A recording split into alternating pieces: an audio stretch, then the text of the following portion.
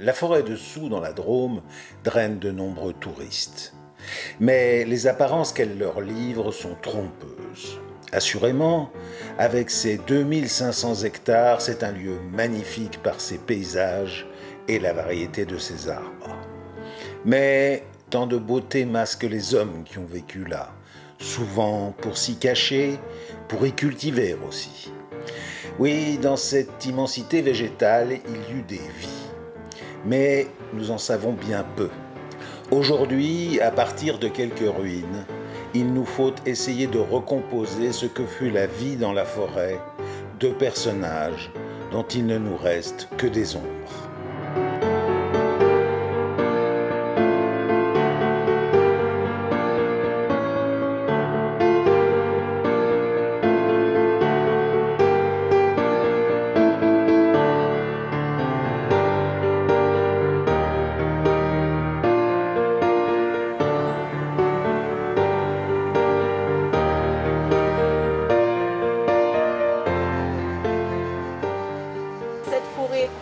A été exploitée de tout temps. Évidemment, déjà à la préhistoire, il y avait une occupation parce qu'il y a eu des fouilles, et puis d'années, de siècle en siècle, parce que là on parle de siècles. Donc il y a eu une vraie occupation avec exploitation forestière évidemment, mais aussi minière, il y avait des mines. La forêt a été couronne royale, un domaine delphinal. Après c'est passé, bon, il y a eu les fiefs, les seigneurs évidemment, et puis c'est passé entre les mains de différents propriétaires pour l'exploitation. Et dès que Maurice Burrus arrive, donc il découvre la forêt en 1923, en 1924, il a un coup de cœur, il l'achète, et là, lui, il dit stop, on arrête l'exploitation. Mais avant lui, évidemment, c'était une exploitation de bois. Et après lui, les autres propriétaires privés ont de nouveau exploité cette forêt, ce que Maurice Burrus ne voulait pas, puisque lui, dans l'autre sens, il a reboisé, il a amené des essences exotiques qu'il a pu découvrir dans tel ou tel pays, puisque c'était quand même un grand voyageur. Donc il ramenait les essences, et puis il faisait des plantations dans sa forêt.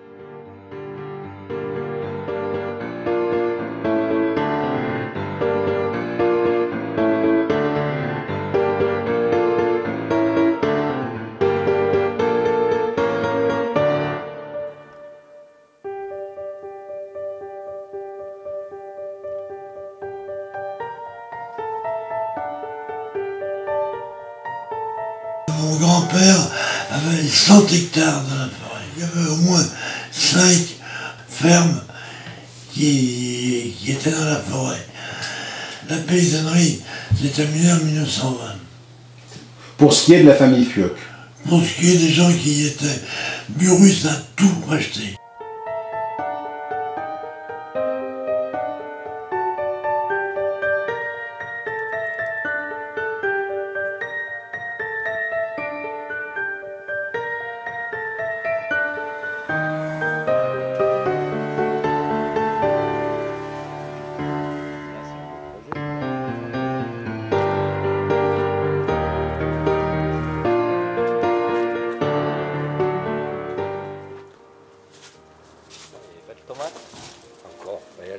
Elles ont du mal à mûrir.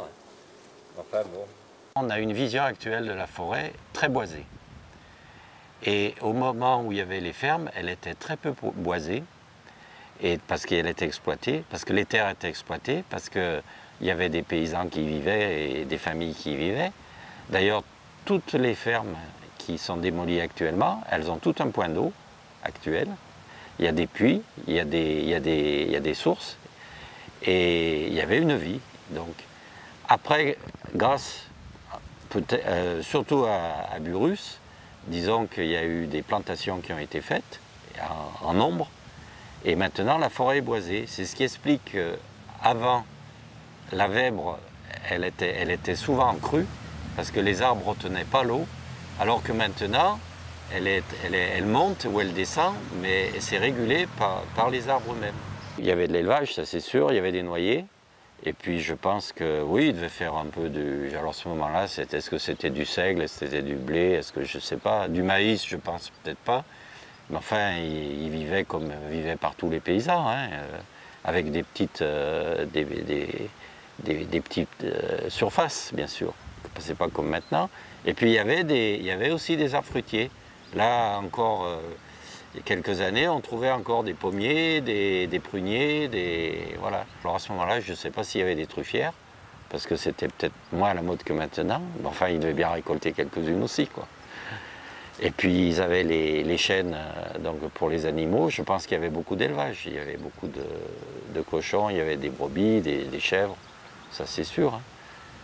Et puis bon, ils vivaient petitement, je pense. Hein. Et oui, il y avait des noix parce qu'ils énoyaient, ça, il y a eu pas mal d'histoires comme ça avec ou comme quoi ils se regroupaient le soir pour énoyer.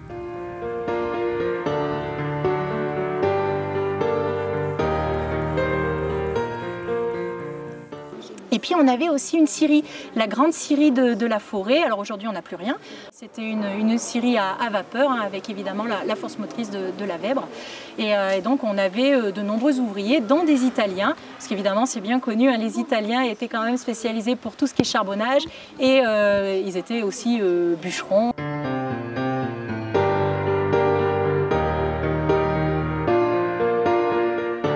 Évidemment, lieu de refuge. Il y a le Pas de l'Éternel. Alors là, on est une période évidemment avant Burrus, hein, avec les Huguenots évidemment.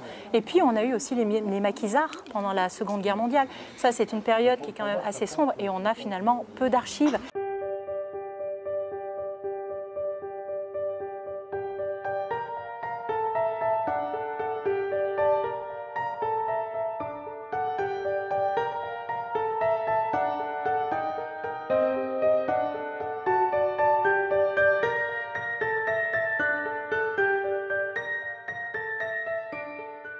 Il y avait quand même un maquis important, le maquis Perrin, qui était dans la forêt dessous. Et c'est pour ça qu'il occupait aussi les fermes abandonnées.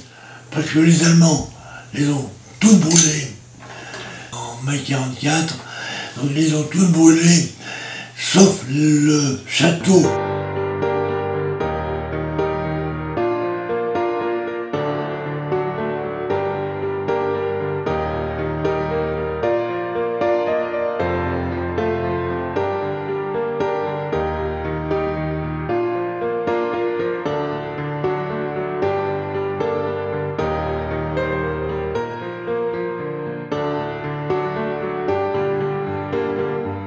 Les immigrés aussi qui sont venus à un moment donné se réfugier à une période dans la forêt et ceux qui ont fait souche et qui finalement après ont vécu dans cette forêt puisqu'à la période de Maurice Burrus, donc là on est 23, 24, même dans les années 30, on avait quand même 130 personnes qui vivaient à la forêt. Ces familles d'Italiens, d'Ukrainiens, de Polonais avec leurs familles, hein, leurs enfants et c'est à la suite de ça d'ailleurs que Maurice Burrus a créé une classe mixte en 1930, il a demandé l'autorisation et il a installé une classe mixte dans la Villa Tibur pour ces enfants en fait ces enfants d'ouvriers qui vivaient à la forêt, leur facilitant évidemment le trajet parce que l'école de Soult est quand même un petit peu plus loin.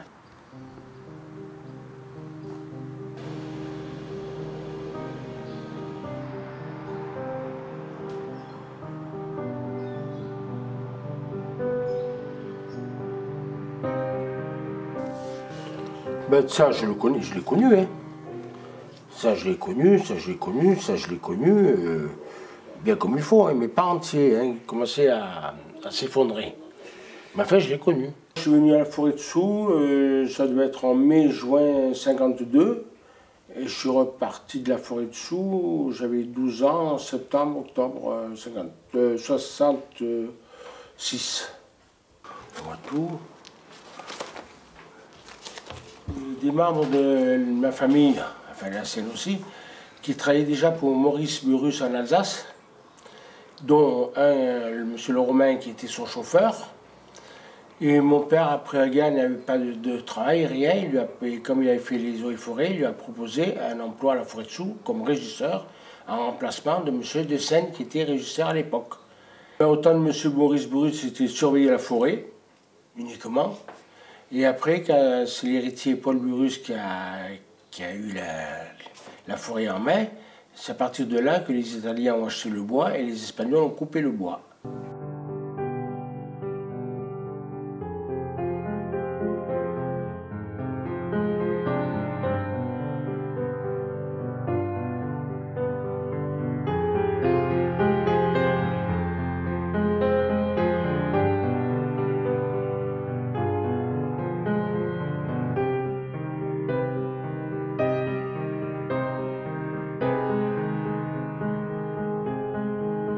j'imagine que ça a été une belle époque comme enfant. Ah, pour moi, oui. Ah, oui, oui. Très bonne époque. On jouait là-haut. Il y avait la grande salle du restaurant. On jouait là-haut, on faisait du patin à roulettes. C'était le jeudi quand j'avais pas école. Je montais à... Quand il y avait les bûcherons, je montais avec les Espagnols et avec le muletier, je montais sous le dos de la mule et je montais jusqu'à Boisvert là-haut. Je montais avec les Italiens dans leurs camions, parce qu'ils avaient des jolis camions Fiat, c'était joli à l'époque. Hein. Et je montais dedans, c'était des gros camions avec couchette et tout, j'étais bien, je me sentais bien dans ces camions. J'étais même scout à la forêt de Sous. On était à Boisvert.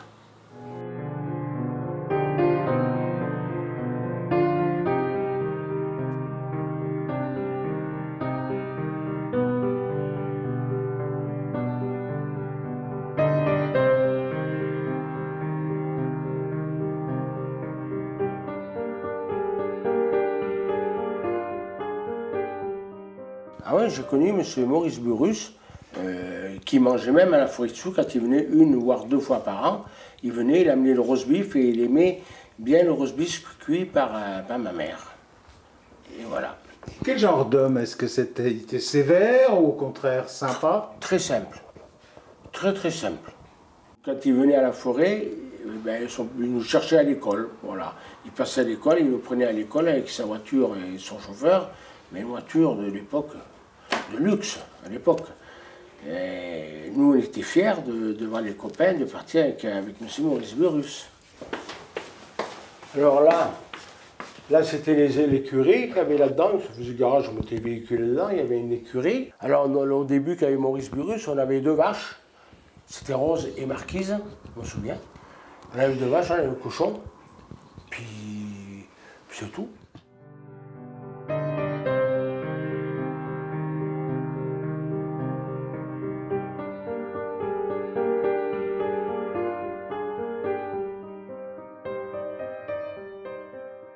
Après Paul Burrus, ça a encore changé pour Béléter, ça a été la banque, les assurances. Il y a eu aussi un militaire de la marine qui était encore avant, et là ça s'est tout dégradé. Surtout à la forêt. À part le Tibur là, qui commençait à tomber en ruine, le toit, mais sinon c'était très bien. Même les Espagnols y habitaient dedans. Ah oui, parce qu'on avait 40 Espagnols à la forêt, on avait des couples aussi qui étaient là. C'était tous des Espagnols qui venaient de Aledo, en Espagne, en dessous de Murcia, une centaine de kilomètres de Murcia. Et c'était, je ne me rappelle pas le nom qu'il y avait au départ, mais après, est-ce que mon frère ne pouvait pas venir, est-ce que mon oncle ne pouvait pas venir, mon cousin ne pouvait pas venir, et ça fait qu'ils se sont trouvés tous des Espagnols en famille en fait. 9 mois de l'année, ils étaient à la forêt de Sous. Je me souviens que c'était toujours les fiestas avec eux. Puis alors, et travailleurs quand même. Parce que malgré tout, ils rentraient tard, mais ils travaillaient jusqu'à la nuit, et puis ils travaillaient le lendemain matin au jour, mais ils faisaient la fiesta.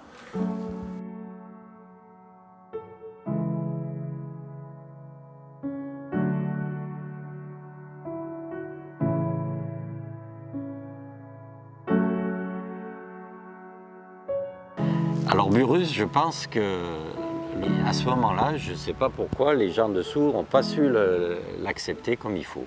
Pourtant, ils faisaient travailler déjà.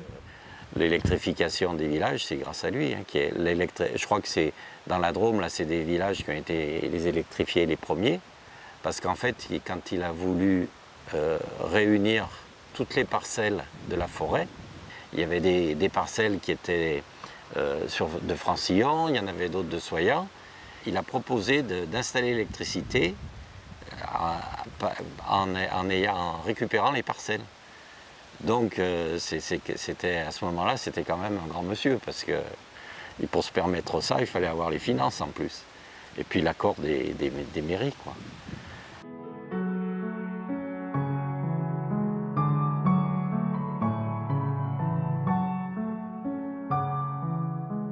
Évidemment, je pense que lorsqu'il y a eu cette histoire, que ce soit racheté par une compagnie d'assurance, ouais, ou affectivement pour la population de Sous, c'était pas facile. Ah oui, c'était difficile parce que on a eu l'impression qu'on allait nous priver de la forêt, quoi, qu'on allait nous la fermer.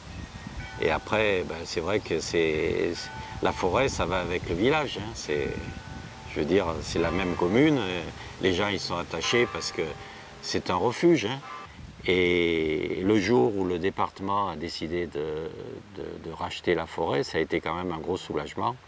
Parce que quand on connaît des gens qui ont travaillé, qui ont peiné, qui ont fait des réalisations, que ça a été leur vie, on est forcément attaché. Puisque indirectement, même si c'est des gens maintenant qui ont disparu, ils ont laissé des traces. Et ne serait-ce que les fermes et tous les ouvrages qu'il y a eu à la forêt, c'est des vies qui ont été avant et qu'on doit respecter.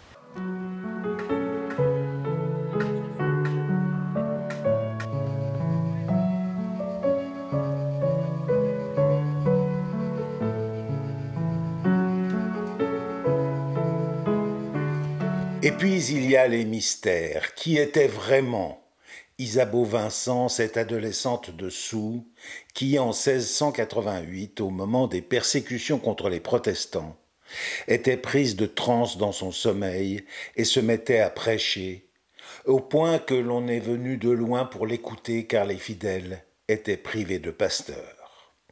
On sait seulement qu'elle fut emmenée à la tour de Craie, puis qu'elle disparut dans un couvent à Grenoble. Mais cette histoire étonnante fut connue à travers l'Europe entière, les défenseurs des protestants l'ayant fait circuler. Qui était donc Xavier Victor Larget, ce révolutionnaire d'origine alsacienne, sauvé d'une première condamnation par Adolphe Crémieux au milieu du XIXe siècle, Adolphe Crémieux qui était le propriétaire de la forêt de Soult et qui fit de Larget son régisseur. Est-il vrai qu'il a caché dans la forêt d'autres révolutionnaires ?